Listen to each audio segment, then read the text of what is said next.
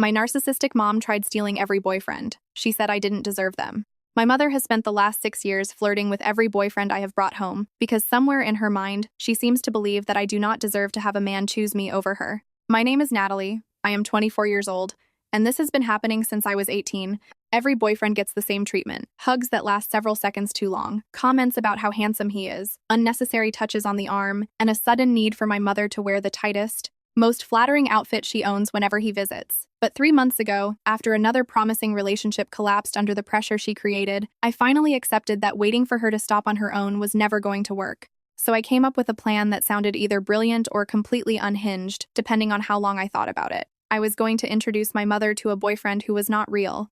The relationship that finally pushed me to that point was with a man I will call Owen. He was kind, sincere, and worked as a teacher at an elementary school near my apartment. We had been dating for about 4 months before I gathered enough courage to bring him to my mother's house for Sunday dinner. My mother, Valerie, was 52 and still strikingly beautiful. She had modeled in her 20s and made sure no one in her life ever forgot it.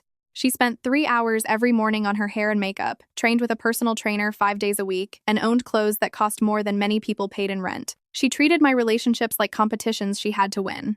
The second Owen walked through her door, I saw the familiar calculations settle into her expression. She looked him up and down, smiled brightly, and said, "Natalie, you never told me how handsome he was." Then she pulled him into a long hug before adding that she could understand why I was so smitten. During dinner, she asked about his work, his hobbies, and his family.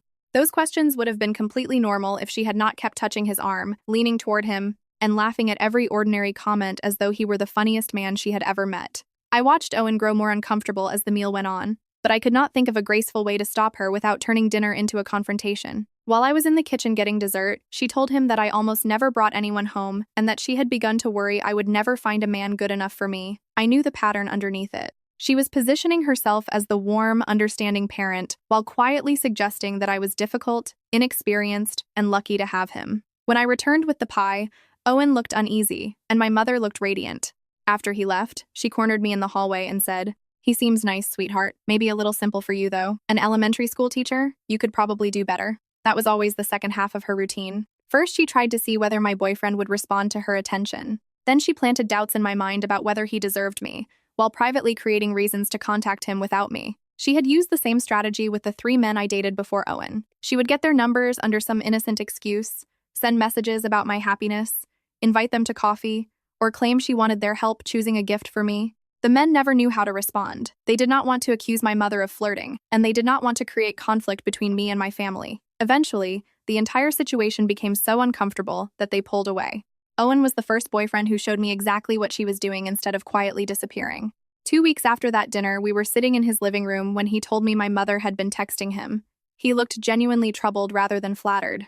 When I asked what she had sent, he handed me his phone. Her messages began innocently enough. She asked about his weekend plans, sent him information about yoga classes she thought he might enjoy, and suggested that they meet for coffee so they could discuss whether I was truly happy. She claimed she only wanted to make sure he was treating me well, but as I scrolled through the thread, I could see how carefully she was establishing a private connection with him. She was creating opportunities to see him without me. Owen said, "I do not want to create problems between you and your family, but this feels inappropriate." I told him he was right and apologized, even though I knew I had not caused it. When he asked whether it had happened before, I admitted that it happened every time. He stared at me for a moment and said quietly, "Natalie, that is not normal. You know that, right?" I did know. But recognizing that my mother's behavior was unhealthy was very different from knowing how to stop it, especially when she denied every accusation and turned every boundary into proof that I was cruel or jealous.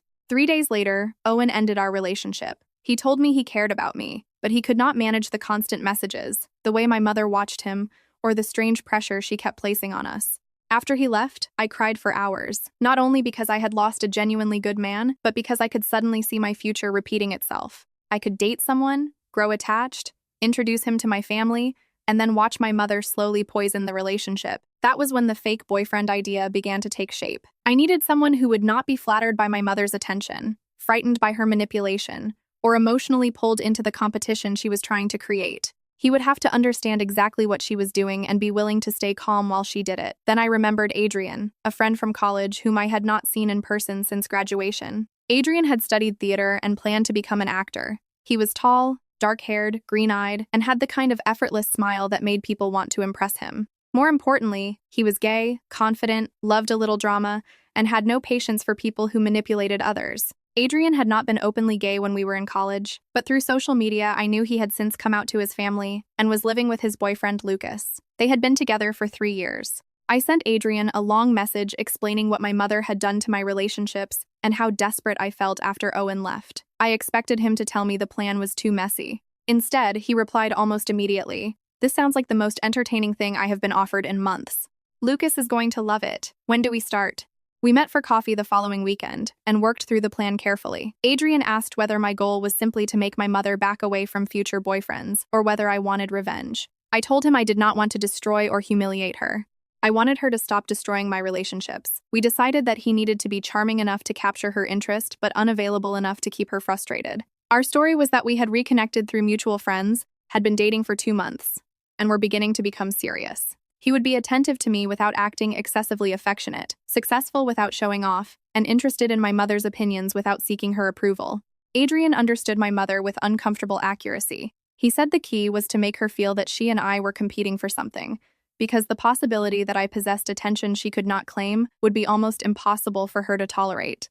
I told him the whole thing sounded awful when he put it that way. He replied, "It is awful, but that is how she has been treating you for years. The difference is that this time, the person she is trying to steal knows exactly what she is doing." We agreed that he would show me every message she sent. He would not actively seduce her. He would simply give her room to reveal her own intentions. 2 weeks later, I brought Adrian to dinner. My mother answered the door wearing a dress I had never seen before, with her hair and makeup done as though she were attending a formal event. She took one look at him, and I could almost see her attention sharpen.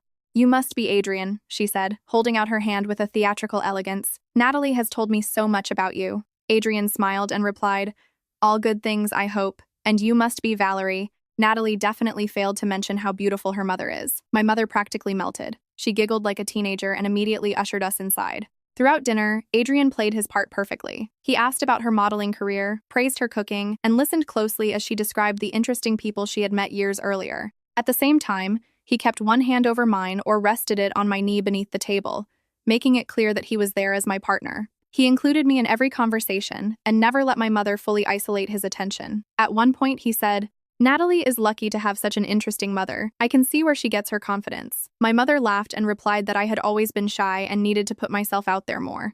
Adrian squeezed my hand and said, "I think she is perfect exactly as she is, but I would love to hear more about your modeling days." That answer gave my mother both the competition and the admiration she wanted. For the next hour, she told stories I had heard countless times.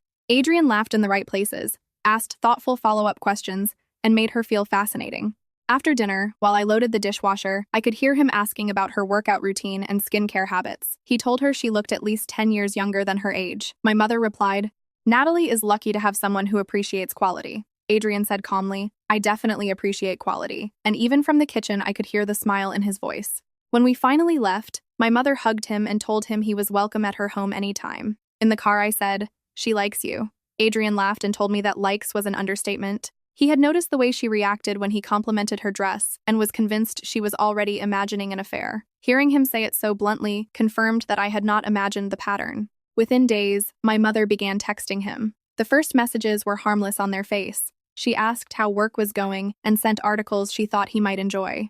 Adrian showed me everything and answered in a way that remained friendly, but never openly flirtatious. He thanked her, responded politely, and gave her just enough attention to keep her interested, without promising anything. Over the next few weeks, I noticed an unexpected change in how my mother treated me whenever he was present. She stopped criticizing my clothes and career. She listened when I spoke. She acted affectionate, patient, and supportive, almost as though she were auditioning for the role of a perfect mother.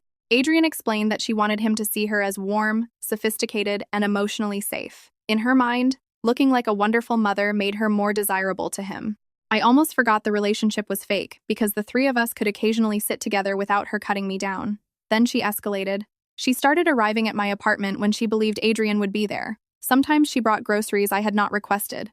Other times she claimed she had been nearby and simply wanted to say hello. She was always dressed carefully and always seemed to bring a small gift or treat that was supposedly for both of us, but clearly chosen for him. After one surprise visit, Adrian told me she had brought homemade cookies and stayed for almost 2 hours. Most of the conversation had been about how worried she was that I did not eat enough. When I asked how he responded, he said he had assured her that he was taking very good care of me.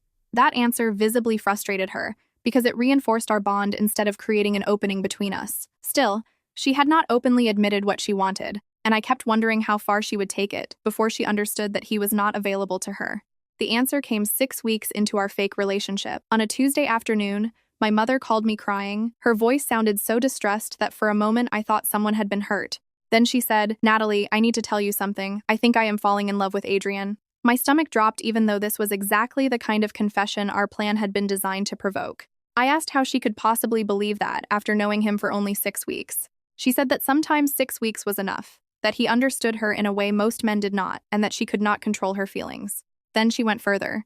She told me she believed Adrian might have feelings for her as well. According to her, the way he looked at her and the things he said made it obvious that he was only staying with me because he did not want to hurt me. I was silent for so long that she asked whether I was still on the phone. When I finally answered, she suggested that the three of us sit down and discuss our feelings like adults. She said that if we were all honest, we could determine what was best for everyone.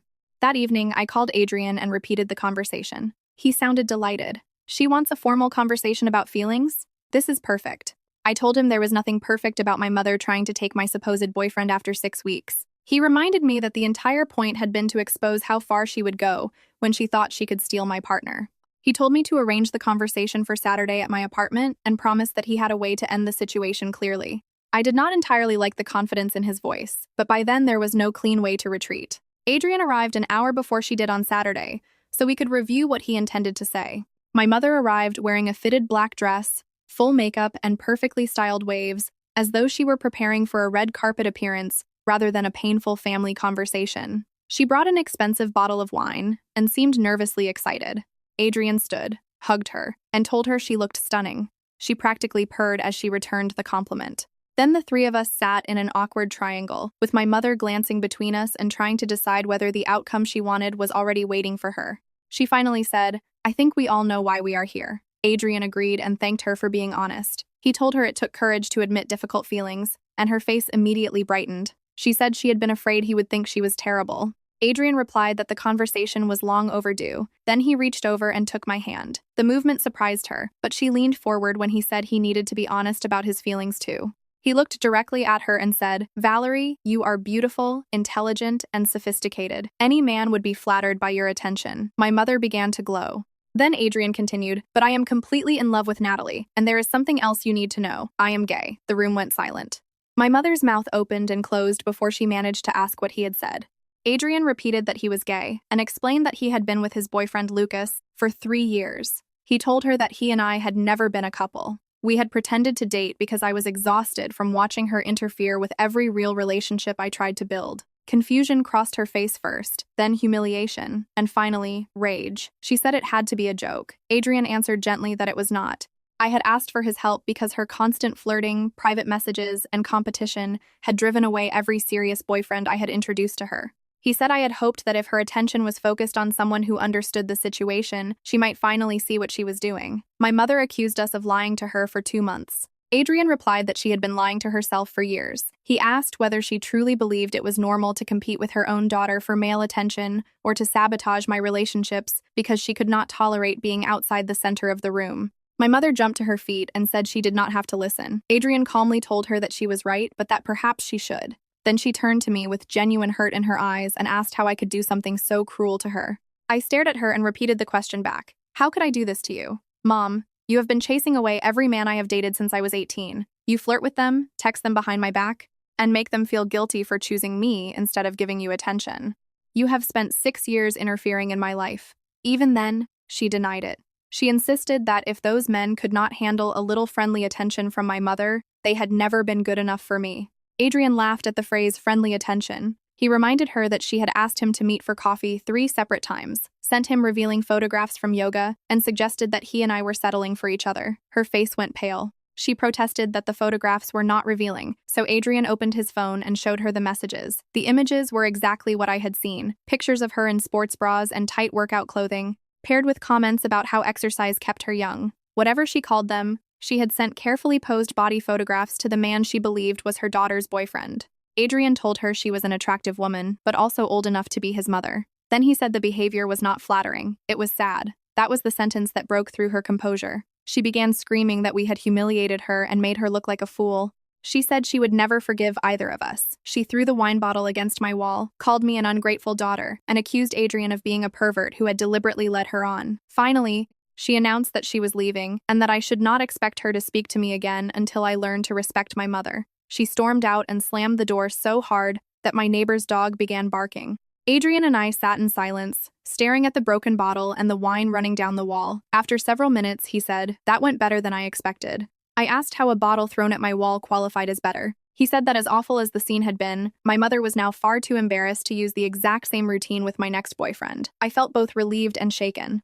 I did not know whether the confrontation had protected me or permanently destroyed what remained of our relationship. For 3 weeks, my mother did not contact me at all. There were no calls, no messages, and no surprise visits. It was the longest period of silence between us since I moved out of her home. I began to wonder whether the shock had finally forced her to reflect. Maybe, after the anger faded, she would remember the texts, the photographs, and the way she had tried to negotiate for my boyfriend. Maybe she would recognize that the humiliation came from her own choices, not merely from our plan. My Aunt Denise, my mother's sister, called me and said Valerie had been staying with her since our fight. Then she warned me that my mother was telling everyone a completely different story. According to her version, I had brought home a gay man and pretended he was my boyfriend because I was jealous of the attention he gave her. She claimed that I had designed the entire situation to humiliate her because I could not tolerate men finding her attractive.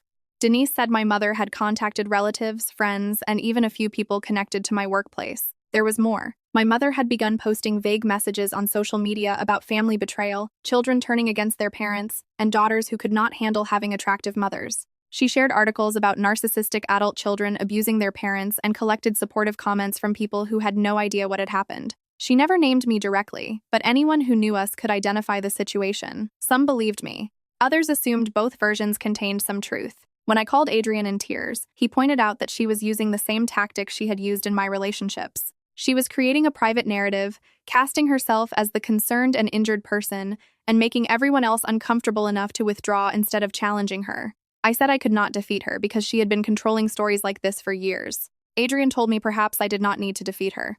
If she wanted to insist that her behavior toward him had been innocent, then she would also have to live with the logical consequences of that claim. The next day, my cousin Brooke made his point clear. Brooke said she had been thinking about my mother's story and could not make it fit together. If Adrian was only your gay friend helping you with a prank, she asked, why was your mother humiliated by finding out he was gay? If all she had done was behave warmly toward the man she believed I was dating, the reveal might have been strange or even funny, but it would not have destroyed her pride. The only reason the truth was so embarrassing was that she had believed she was successfully attracting him away from me. Brooke said the prank itself made no sense unless my mother had done something she did not want the family to know about. Other relatives began asking the same questions. Why would I create such an elaborate plan if there had been no long-standing problem? Why had my mother been devastated by the reveal if her messages and visits were innocent? Why was she hiding at Denise's house instead of dismissing the situation as a foolish joke? Every time someone asked for specifics, my mother reached a point where she could not defend herself without admitting that she had pursued the man she believed was my boyfriend. Within a week, the family's view began to shift. During that period, I started dating again. His name was Grant, and he was a lawyer I met through a friend at work. I told him about my mother early on. By our third dinner, he knew the entire story, including Adrian's role and the confrontation. Instead of looking horrified, he laughed and said recruiting a gay actor to expose my mother's behavior was either brilliant or insane. I admitted it was probably both. Grant was different from the men I had dated before. He was more confident, firmly established in his own life, and less likely to mistake family pressure for an obligation he had to satisfy. I waited 6 months before introducing them. When the dinner finally happened, my mother tested the edge of her old routine. She gave him a lingering hug and began asking personal questions about his career and family. Grant responded politely but made his position clear from the start. He was there because of me. Whenever my mother tried to monopolize the conversation, he redirected it. If she mentioned my college major, he turned to me and asked what had first drawn me to art history. If she offered an opinion, he acknowledged it and then asked what I thought. When she praised something about herself, he listened without feeding the competition she was trying to create. He simply refused to exclude me from any exchange. By the end of the evening, my mother looked frustrated and confused because none of her familiar openings had worked. After that dinner, she barely interfered. She still made small comments about how Grant was fine or warned that I might be getting serious too quickly, but she never began the aggressive texting or secret invitations she had used with other boyfriends. She knew Grant was unlikely to respond, and she also knew that openly repeating her behavior would weaken the victim's story she continued telling about Adrian. To preserve the claim that she had never pursued my fake boyfriend, She had to avoid visibly pursuing the real one. Grant and I became engaged 2 years later. When we told my family, my mother said, "I suppose he is acceptable, although you are both very young to make such a serious decision." I was 27 and Grant was 31. Even after the engagement, she never acknowledged what she had done to my previous partners. In her mind, she remained the victim of a cruel prank, and I remained the jealous daughter who had humiliated her. Wedding planning created a new kind of conflict. My mother tried to take control of the venue, photographer, flowers, and catering. She argued that the event needed to be larger, more expensive, and more photogenic. In earlier relationships, she might have charmed my partner into supporting her preferences and left me feeling outnumbered. Grant had clear opinions and expressed them without hostility. When she suggested changing the menu, he thanked her for the input and said we had already decided. When she criticized our photographer, he told her we were happy with our choice. For the first time in my adult life, I had a partner who was completely immune to my mother's tactics. He did not fight with her unnecessarily, but he also never rewarded manipulation. My mother could complain, pout, or make cutting remarks, but the decisions still belonged to us. The wedding was beautiful. My mother behaved appropriately for most of the day, although she chose a dress that drew more attention than most mothers of the bride would have wanted. Grant's family welcomed me warmly. My friends were happy to meet the man I had spoken about for years, and even my extended relatives seemed relieved to see me with someone who openly adored me. During the reception, my mother gave a speech that was surprisingly sweet. She said she was proud of me, happy that I had found someone who appreciated me, and excited to welcome Grant into the family. For a moment, I wondered whether she had truly changed.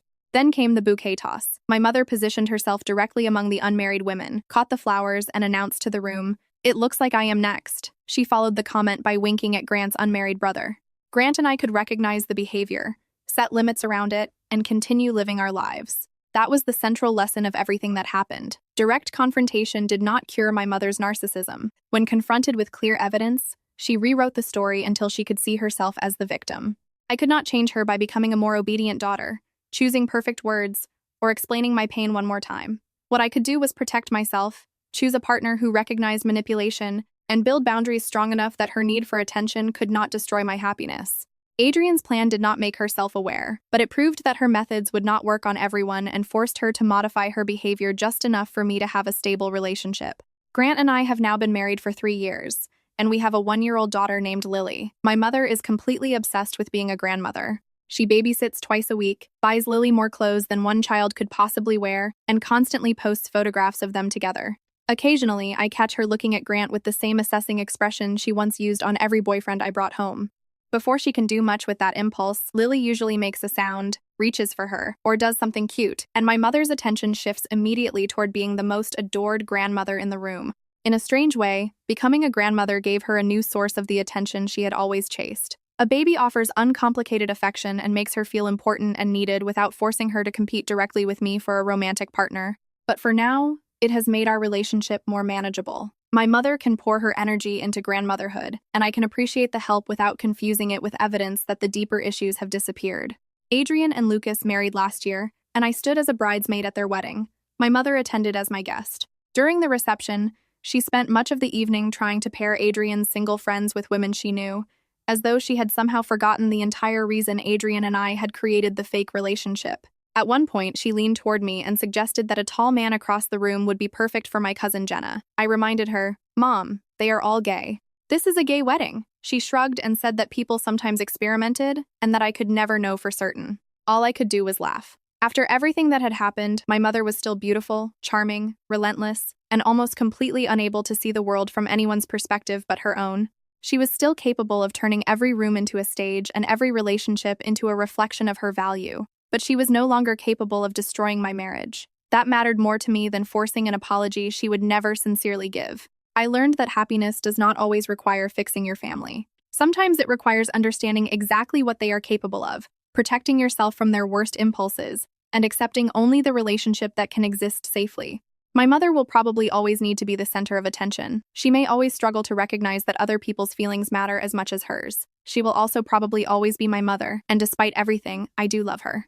The difference is that I finally love myself enough not to sacrifice my life in order to keep her comfortable. The fake boyfriend plan worked, but not because it changed her. It changed me. It taught me that a situation could feel hopeless without actually being beyond my control. It showed me that I could gather proof, ask for help, and protect myself without necessarily cutting every family tie. It also taught me that the most effective response to someone determined to make you a victim is not always revenge. Sometimes it is simply refusing to keep playing the role they assigned you. My mother still insists that she did nothing wrong with my previous boyfriends. She still tells herself that Adrian and I were cruel and that she was an innocent woman punished for being attractive. But she also knows her tactics do not work on Grant, and she remembers what happened when she pushed too far. That may be the closest thing to accountability she will ever accept.